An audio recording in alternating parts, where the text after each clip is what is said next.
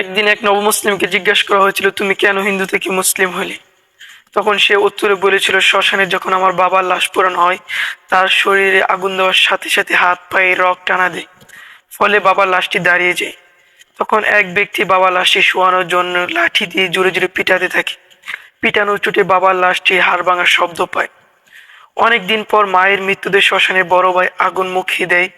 তার গায়ের কাপড় পুড়ে বিবস্ত্র হয়ে পড়ে মানুষের চোখের সামনে।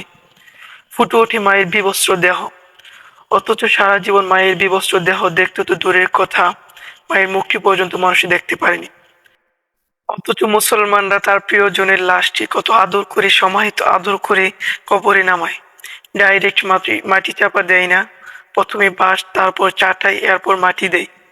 এই দুটো জিনিস তুলনা করে আমি মুসলমান হয়ে যাই। এই দুনিয়াতে ইসলাম ধর্মই হচ্ছে একমাত্র শান্তির ধর্ম, আলহামদুলিল্লাহ।